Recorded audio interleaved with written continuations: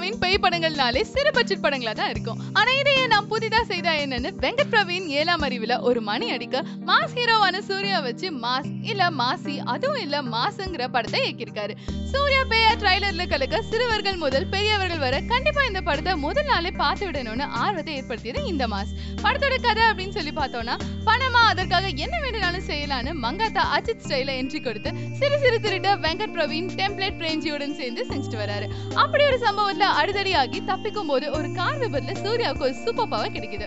இதன் மூலம் அவர் கண்களுக்கு ஆவிகள் எல்லாம் தெரிய முதல்ல பயந்தோட பின் எதிர்த்து நின்று உங்கள் தேவைகள் என்னன்னு கேட்கிறாரு. உங்களுக்கு நான் உதவ வேணும்னா நான் சொல்வதை நீங்க செய்யணும்னு ஆவிகளுடன் டீல் பேசி பணம் சம்பாதிக்கிறாரு. இப்படி ஒரு வீட்டுக்கு போகும்போது அங்க ஒரு சூர்யா ஆவியா வராரு. அந்த சூர்யா கதாபாத்திரம் தான் ஈழத்தமிழன். அந்த சூர்யாவும் இவரிடம் உதவி கேட்க பல விலங்குல மா சூர்யா பல பிரச்சனைகள்ல மாட்டிக்கொள்றாரு. ஆவி சூர்யா ஏன் இப்படி செய்யறாரு, இவருக்கும் மா சூர்யாவுக்கும் என்ன சம்பந்தம், அது ஆவிகளின் ஆசைகளை சூர்யா நிறைவேற்றினாராங்கிறது தான் படத்தோட மீதி கதை.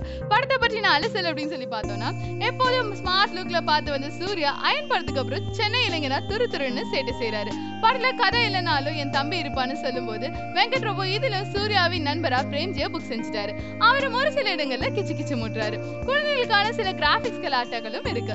ஈழத்தமிழனா வரும் சூர்யா கதாபாத்திரம் மிக அழகா இருக்கு. சூர்யா அப்படி அந்த அழகு தமிழ்ல பேசி நடிச்சிருக்காரு. கருணா ஸ்ரீமன் ஆவிகளும் வரும் அனைவரும் செம்ம கலாட்டா செஞ்சிருக்காங்க. படத்தின் 2ஆம் பாதியில பாதி தூக்கி நிறுத்துவதே பாத்திம நடிக்கும் கவுண்டர் வசனங்கள் தான்.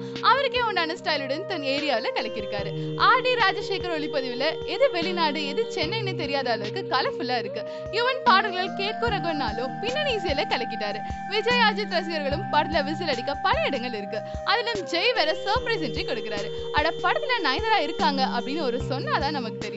சூர்யாவா வழக்கம் போல காதலிக்கும் கதாபாத்திரம், பிரணிதா கெஸ்ட் ரோல் தான் போல. படத்தோட கிராபிக்ஸ் அப்படின்னு பார்த்தோம்னா, மாஸ் சக்தின்னு 2 கதாபாத்திரம் செம்ம வித்தியாசம் காட்டியிருக்காரு சூர்யா.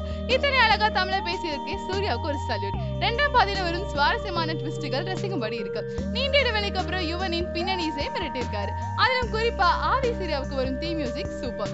படத்தோட பல்ஸ் அப்படின்னு பார்த்தோம்னா, இது வெங்கட் பிரபு படமா ஏன் சார் இத்தனை சென்டிமெண்ட் தியேட்டர்லயே சில இடங்கள்ல கமெண்ட் விழுந்தது. பிறவி பாடல தவிர வேற எந்த பாடலும் ரசிக்கபடி இல்ல. மொத்தத்துல மாசுல சூர்யாவுடன் வெங்கட் பிரபு இணைஞ்சு 6 அடிக்க முயற்சி செஞ்சு 4 அடிச்சிருக்காரு. சோ இந்த மாதிரி நியூஸ் தெரிஞ்சுக்கணும்னா 123cinews.com லாக் ஆன் பண்ணுங்க.